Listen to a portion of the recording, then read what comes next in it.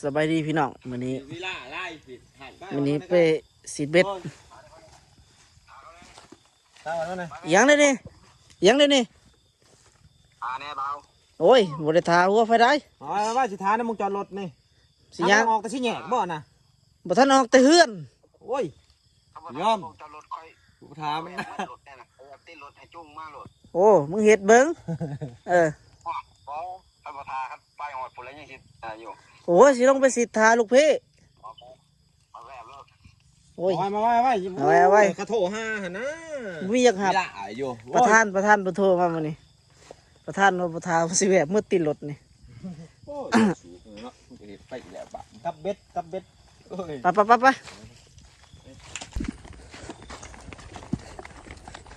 มีเรื่องไปดิมาใส่เป็ดจะเป็ดหัวหน้าไปก่อนงูหัวหน้าไปก่อนงูอ่ะพาไปมันไปแล้วจักทางไปกันนี่ฮะนี่หัวหน้าใหญ่ที่เก่งนี่คือยามหัวหน้าใหญ่เป็นก่อนงูคนไปก่อนเก่งงามหัวหน้าใหญ่ฮะหัวหน้าใหญ่นี่เป็นนายลอยนี่ลอยวะนายลอยแล้วในทางนาครับโอ้ว่ามีเบิ่งมีจะสีหาดาวเว้ย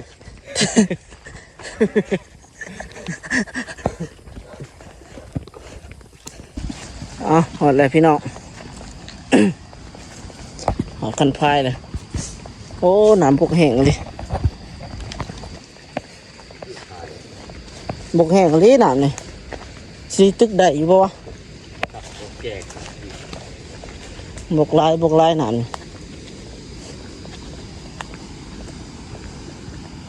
บกแห้งเลย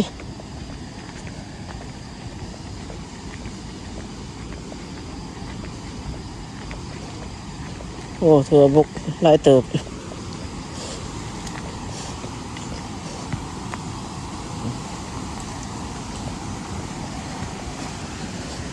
ส่งน้ำมาหนามอยู่ทึ่งพี่ได้พี่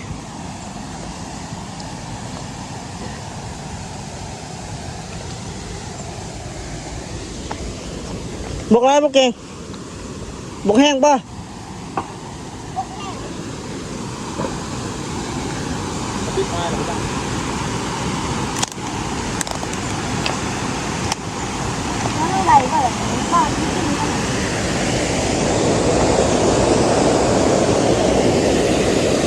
ปิดท้ายเลยไปบ้าง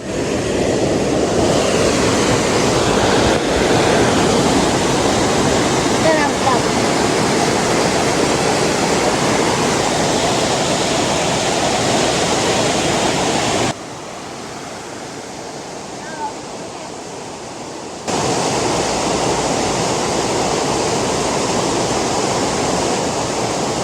เขาปิดท้ายแล้ว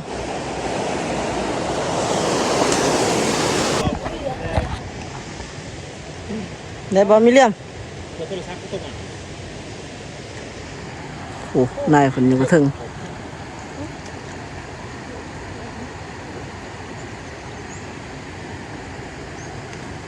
เก่งได้ตัวหนึ่งเลย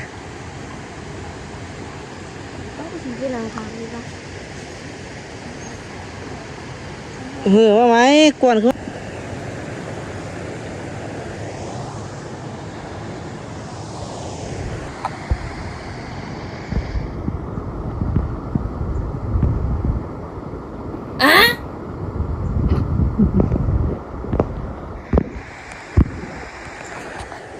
กำลังได้ปลา2 ตัว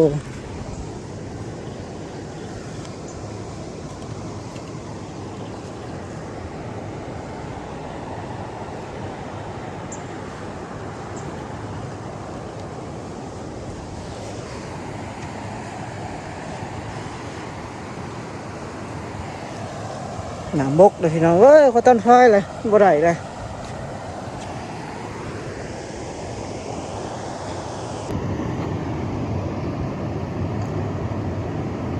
โอ้มันนี่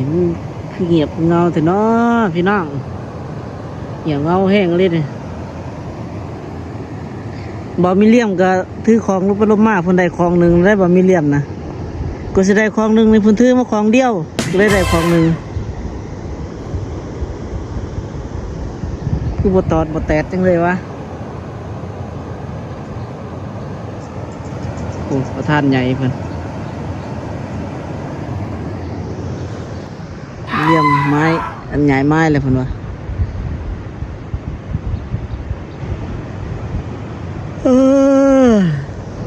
พี่นั่นแหละพี่น้องในป่าซองโต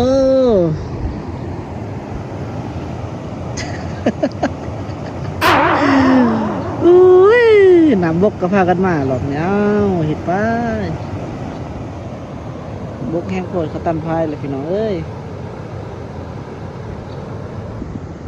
บ่มีเหลี่ยมเพิ่นมาใส่ยิงเพิ่นว่าเติมยิง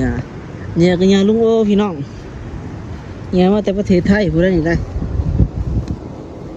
เนี่ยน้ำ มีเนาแท้ ดมด้วย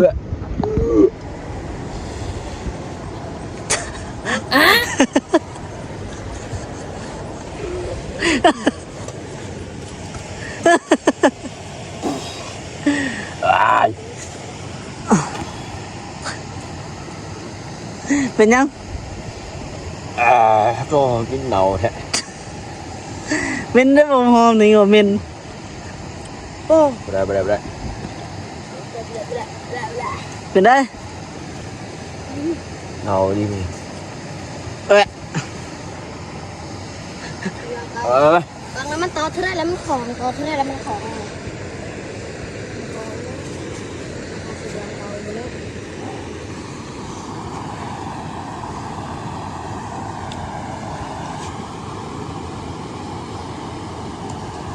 จะเมนเนาแทะเพิ่นว่าย้อนอะไรไม่เลี้ยงบ่ได้ยินได้ดำดีพี่น้องเอ้ยเพิ่นนี่เสร็จติด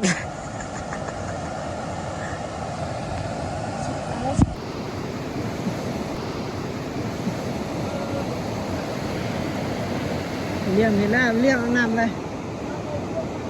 เก๋ๆนี่มาหยอดนี่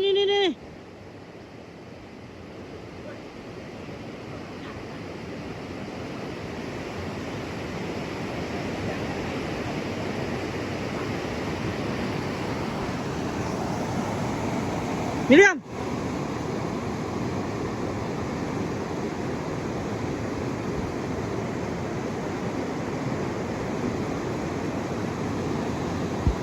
ตอนนี้กำลังอะไรเนาะป้าวันบริภาคกันไดมานี่หนังเห็ดเบ็ดประทาดมันกำลังมาเด้ไปกึ่งก็มักโตนอยู่ในนาพายนะใส่ประธานโกกับประธานจุนเพิ่นมานี่สุเพิ่นใบฟุลาโลเลยป้ามาเบิ่งแผ่นทีแผ่นทางแต่ป้ามันไปหอดใส่ละคันเล่นนั่นบ่บริภาคกันไดป้าดอกมื้อนี้น้ำบกแห้งเลยเต้นสุดมันเพิ่นว่ามีแฟนสิไปทางเซ่ได้บัดนี้ได้เพิ่นว่าคอยนี่ก็ได้คลองนึงแล้วคอยนี่บ่ได้ก็ยังมันอยู่ยังไงนี่ก็มินเจ้ายังเบอร์หนึ่งเลยเมื่อยมีแต่สิกลับเลยพี่น้องเอ้ยจะลองเสร็จมันมีบ่มองสงวนเท่านี้เด้ถึงบ่สงวน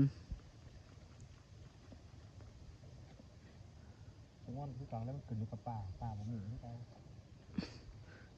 มีอยู่แล้วคันบ่สงวนมีอีกป่ามันโตเท่าไรมีอยู่ป่าป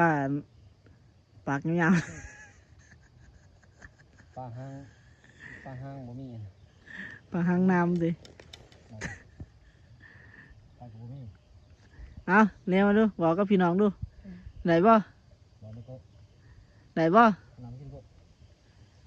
บอกนายจุนปลาได้อยู่8 โลนี่ปลาในทงเพิ่นมีแต่ปรากฏหลวนเลยปลาเพียเขาเฟ้นเขาเทียงพอได้พากันกินได้นี่กินหน่อไม้นี่เขาเสาก็บริพากันกินหน่อไม้นี่ก็ล่าพี่น้องเอ้ยหน่อไม้นี่อุดมสมบูรณ์หน่อไม้นี่เมื่อไปลำรถก็ได้ฝนหน่อไม้ติดต่อมาทางเพจดีไซน์ผู้ใดอยากได้หน่อไม้ติดต่อมาเด้อชาวไทยชาวไทย FC ทานโกะเนาะ ได้หาดมันบ่หรือว่า ไป ไปไม่คิดยังไง หน่อไม้ก็มีแต่หน่องามพี่น้องเอ้ยฮะใหญ่ไม้ไม้อยู่หน้าพายนี่มันบ่ถึกแหละ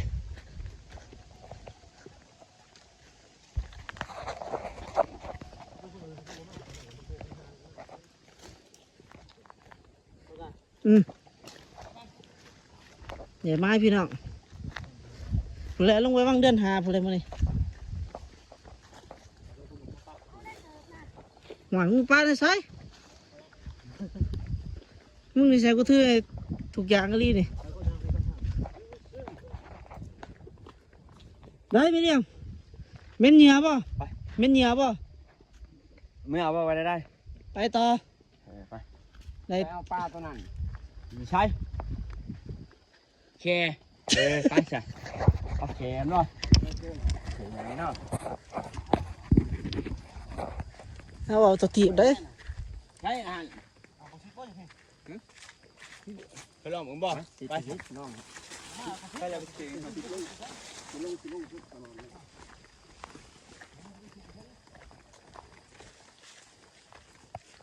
เส้นมือกินห้อยได้มือเด้อเขาได้ก็ด้านเถียงเด้อ แล้วก็ มือกินห้อยได้มือเด้อมือมันเศร้า มันทราบว่ามือ ประมาณตอนเถียงเนาะ12 โมงหลายคนมากินเด้อ หลายคนมากินเด้ออ๊บพอเขาได้พี่น้อง โอ้เดี๋ยวแม่ที่สิหักนะ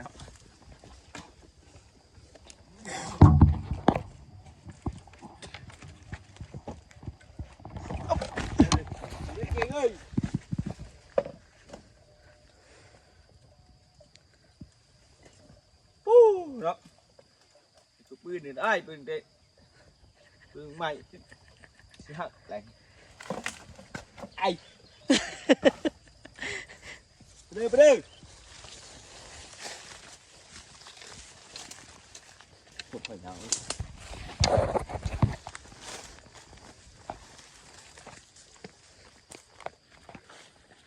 มาทางนี้แล้วอ่ะ คุณฮะข่อยเอาไว้คุณคุณไปทุกคนหรือว่าข่อยเอาคุณ ฮะใส่ ไปทางนี้เว้ยนี่ป่ะนี่ เอาเบ็ดเกาะตาก็ได้ ปลานี่ เอามีเลี่ยมเอาสิไว้พูด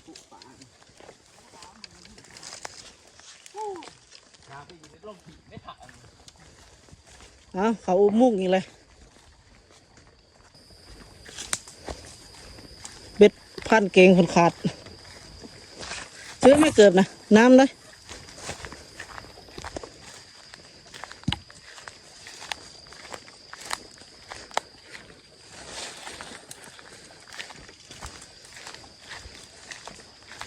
เกิดนะโอ้ย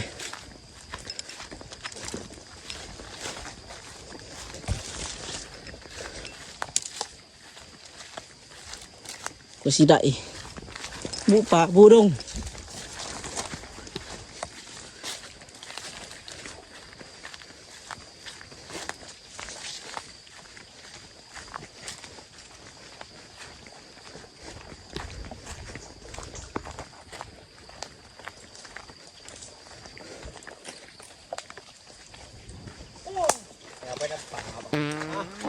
โอ้ยตัดแตกพี่น้องเลย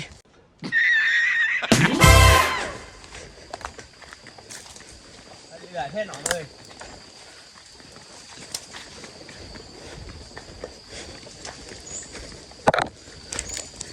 โอ้ย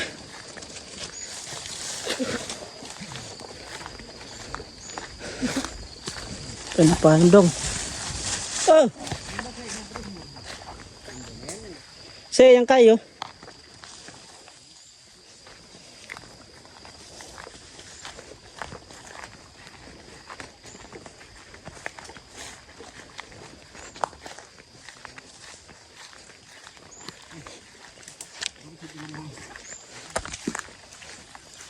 มาเบ็ดพี่เก่งโอ้ย ไปเหลือแค่หนองเลย พี่น้องกับน้องเอ้ย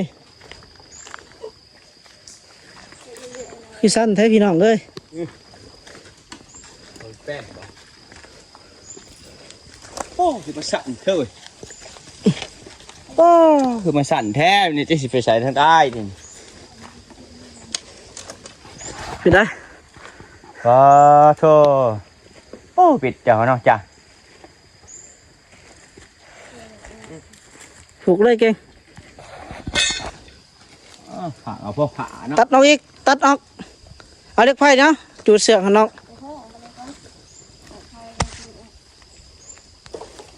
มัดใส่อนาโรดกลัวฮะโรดตัดนอกเสือกเก่ามันน่ะ ผ่าบ่ เนี่ยผ่านเอาไปเอาเนี่ย ตัดไปได้อยู่ในขาเลย ตัดเสือกเบิ่งมาดูเอามาเบิ่ง ปลาเว้ยกบปลาน่ะปลาถึงมองนะปลาถึงมองบ่ปลาที่มองมือมองปลากดใหญ่ นี่กูให้มึงตัดนี่ คือมันตัดไปได้ ผ้าบ่มีบ่ผ้า ไม่ค่อยฮัน อู้เก่งมากมึงสอลีเนาะมึงนี่ ผ่าตัดขีดด้วยจุด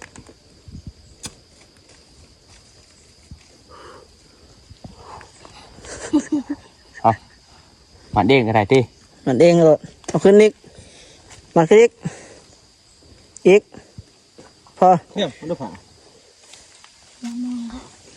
บ่ เอ้ย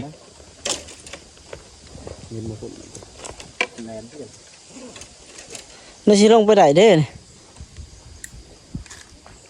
มันสูงแต่พี่น้องเอ้ย มีหมากกระโผนเนี่ยแต่ง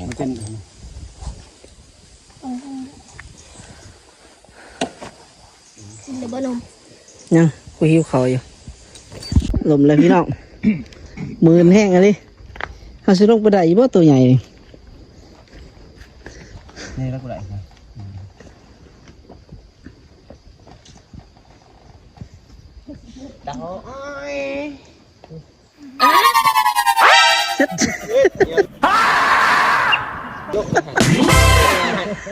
เหงื่อหัน เหงื่อเจ้าไว้เหงื่อหันทั้งคางพี่ท้องออกหน้าฮะ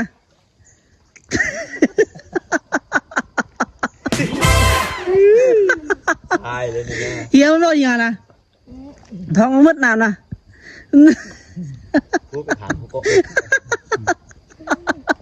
ต้นเวลาเรื่องวันนี้โอ้ยอะไรเลย อะไรวะเออ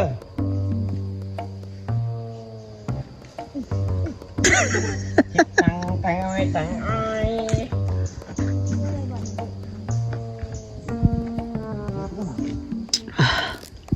เพิ่มกำลัง เก่งเขาต้องเริ่มมอง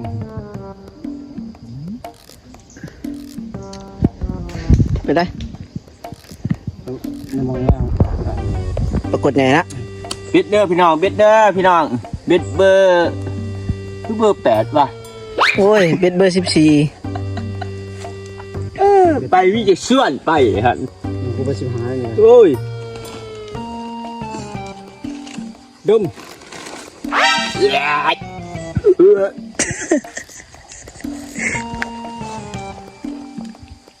Jusran Baju Jusran Jusran เดี๋ยวนี่แค่นี้นี่ บ่ใส่เองนี่เนาแท้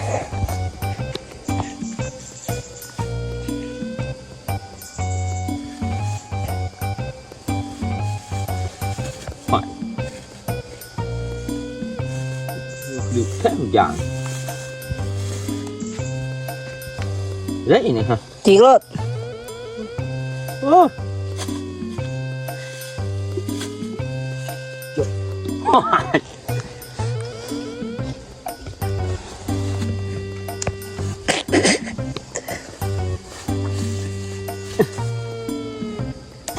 ลายแต่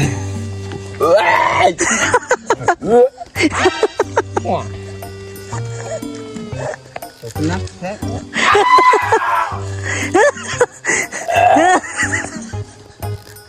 โอ้ นี่กูไปน้ำสู้แล้วนี่นะครับกูห่างเลย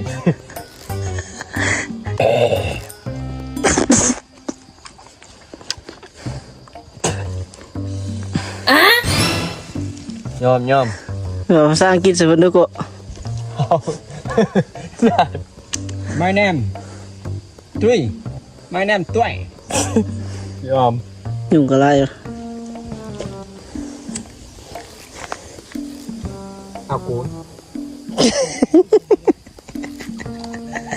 จุดเวททีมแล้วนี่กะ ผมเห็นแล้วจูทีมดีกว่า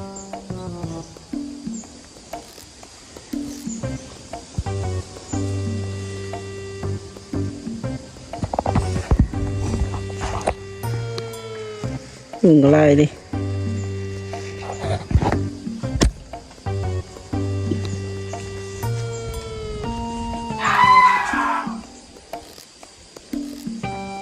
สั้นอะไรนี่ เฮ้ยโก 1,000 มิลเลียมลงเลย ไอ้ชินลงไปใส่บงมองสิบบงมอง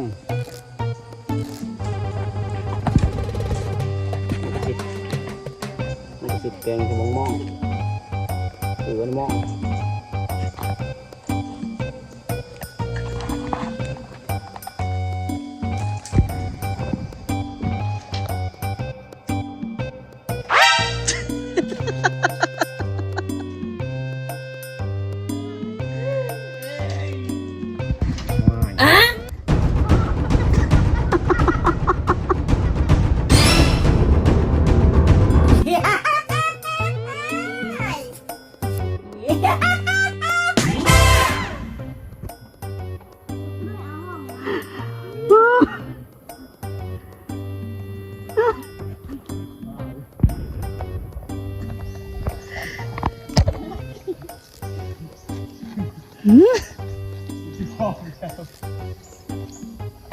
บ่ลงแล้ว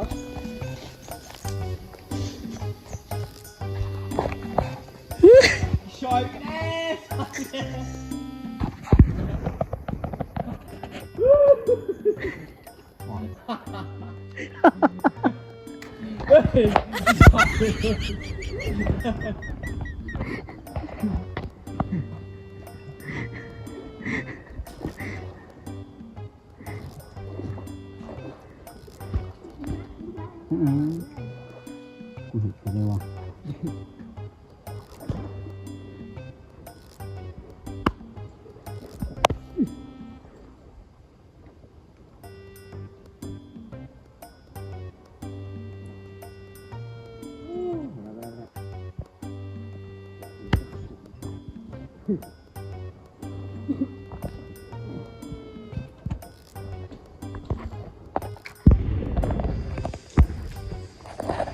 ไปได้ เริ่มแล้ว เมื่อยเนาะขอบยุ่งกับอะไรดิ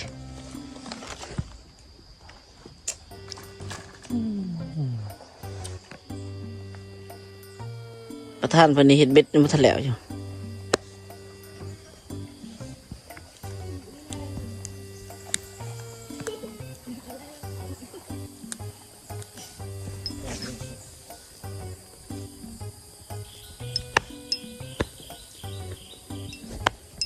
ลงไรกลับแล้วพี่น้องกลับแล้วมื้อนี้เสมอมื้อนี้เสมอเลยมื้อนี้บ่ได้ฮอดป้า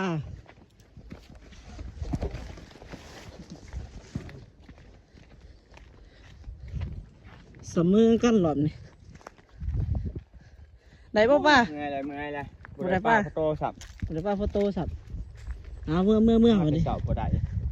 ใส่ขอบใจปิดคลิปไว้สำนี้แหละ